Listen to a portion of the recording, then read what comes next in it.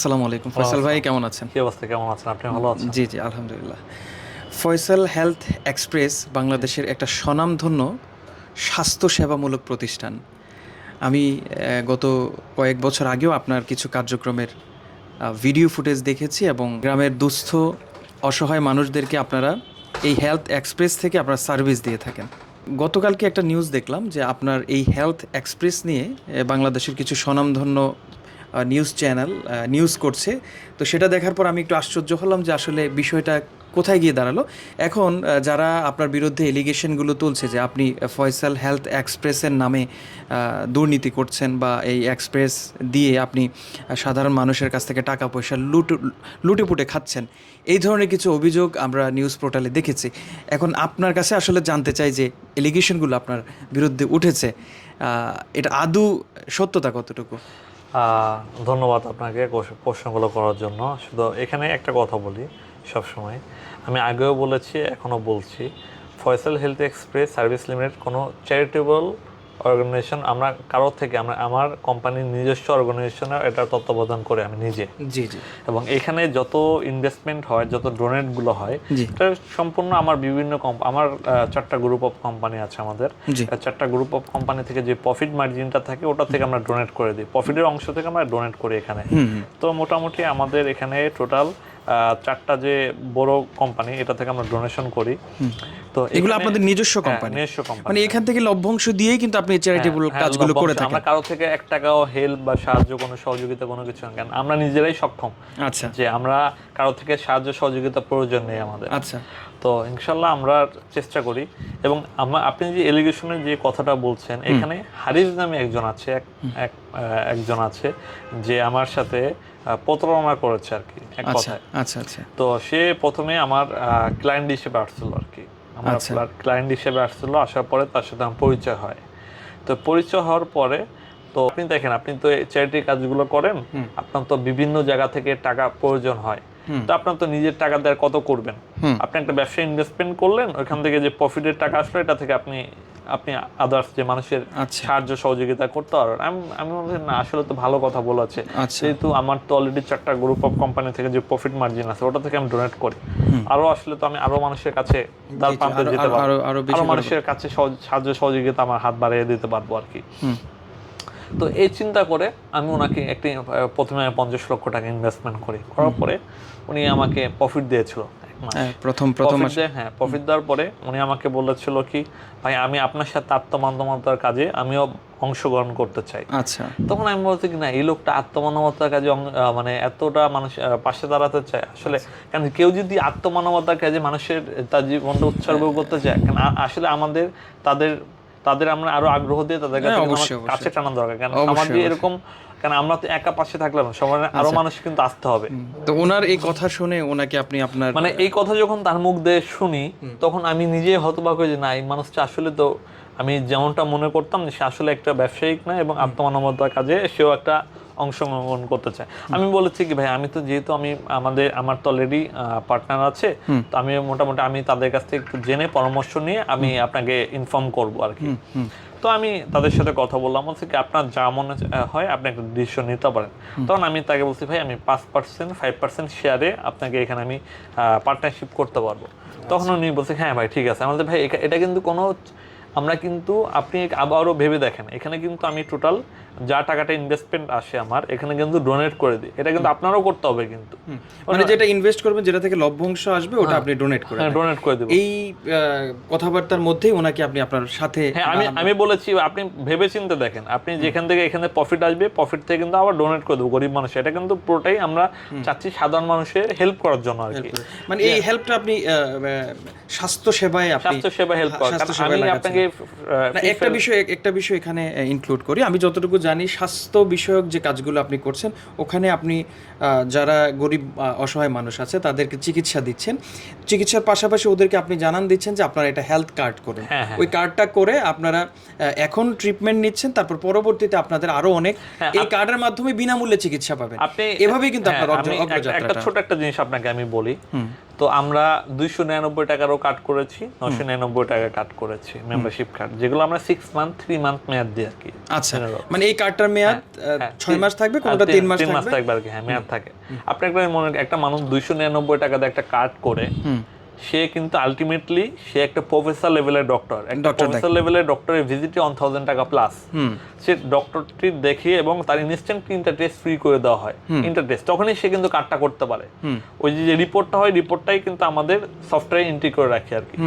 তাহলে আপনি মনে করেন একটা মানুষের সে 299 টাকা দিয়ে একটা কার্ড করে সে এখানে আপনার 2 থেকে 3,000 টাকার বেশি ফ্যাসিলিটিস প্রথম অবস্থায় সে নিয়ে যাচ্ছে। তাহলে এখানে কি প্রফিটেবল আমি না অন্য কেউ? না, আমরা যত অবশ্যই তারা। আর আরেকটা ব্যাপার যে আপনার যেহেতু 3 মাসের যে মেয়াদকালীন কার্ডটা, ওখানে যদি কোনো অসুস্থ মানুষ, আপনার কার্ডধারী মানুষ বড় ধরনের কোনো চিকিৎসার প্রয়োজন হলে, তখন কিন্তু আপনি ওই কার্ড থাকার কারণেই কিন্তু আপনি বিনা পয়সা ওকে চিকিৎসা দিবেন। আপনার যে চিন্তাধারা, আমি মনে করি বাংলাদেশে এই ধরনের চিন্তাধারা, আমি যতটুকু জানি এই ধরনের হেলথ কার্ডগুলো ওয়ার্ল্ড ওয়াইড অন্যান্য দেশে আছে। আমি নিজেও যখন দেশের বাইরে গেছি এই ধরনের কার্ডের সম্পর্কে আমার আইডিয়া আছে। বাংলাদেশে আমি কিন্তু আপনার কাছেই প্রথম শুনলাম, বা আপনার প্রোগ্রামগুলো দেখে তখন বুঝলাম যে না, আপনার কাছ থেকে মানুষ ভালো একটা সার্ভিস পাবে। আপনি একটা জিনিস আপনাকে সিম্পল আমি একটা জিনিস বলি, তো মেট লাইফও কিন্তু দেখবেন হেলথ ইন্স্যুরেন্স করে, হেলথ কার্ড করে আর কি, হেলথ ইন্স্যুরেন্স করে এখানে কোটি কোটি টাকা নিচ্ছে আর কি। আমরা তো মানুষের কাছ থেকে কোটি কোটি টাকা এগুলো কোনো কিছুই নিচ্ছি না।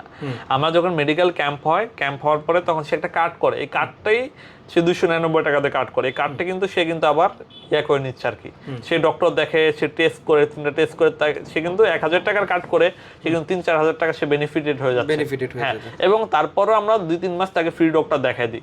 এর থেকে আপনি বলেন, এর থেকে আর এখন আমার কি মনে হয় তাইলে আপনি ভালো কাজ করছেন, এজন্যই কি হয়তো অনেকেরই সহ্য হচ্ছে না? আমি বাস্তবতা এটা দেখছি যে মানুষের পাশে দাঁড়ালে যে মানুষের এরকম আরেকজন মানুষের বিপদ হয়ে আসে, এটা আমার জানা ছিল না।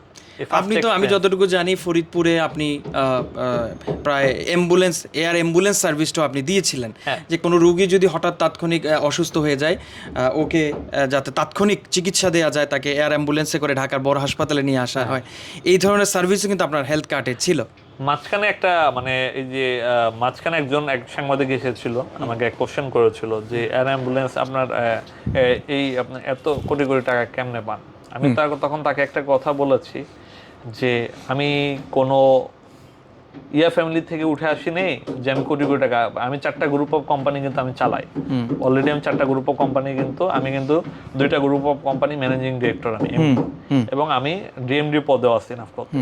তাহলে আপনি 999 টাকা দিয়ে যে এয়ার অ্যাম্বুলেন্স সার্ভিসটা আমরা করছি, সেটা হলো কেউ যদি আপনি ধরেন কার্ড করে রাখলেন, একটা পাবলিক কার্ড করে রাখার পরে সে যদি ইনকেস যদি অসুস্থ হয়, সে অসুস্থের পেপারসটা দিয়ে দেখাবে আমাদের কাছে পাঠাবে, ফরওয়ার্ড করে পাঠাবে।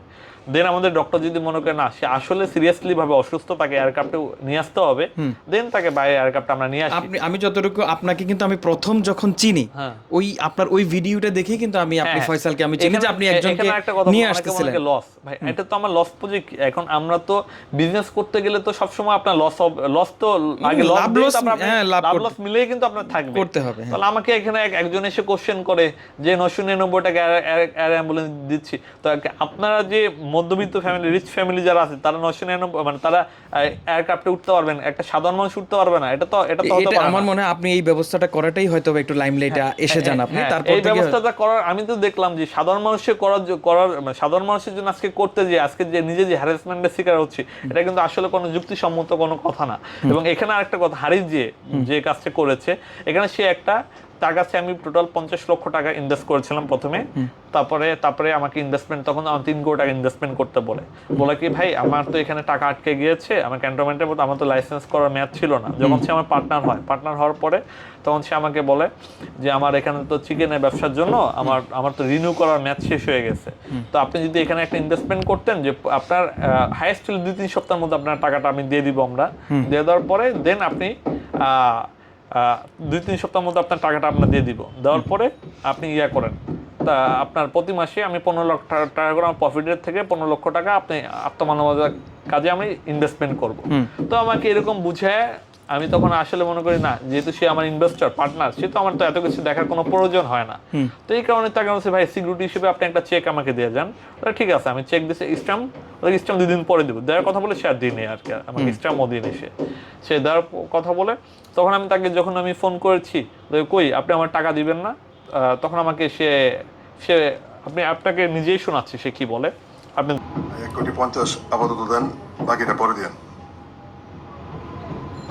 1,50,00,000 আপাতত দেন, বাকিটা পরে দেন। আপনার টাকা যা ইচ্ছা করেন দিতে পারবো না, আপনার যা বাল ফালানে ফালান গিয়া।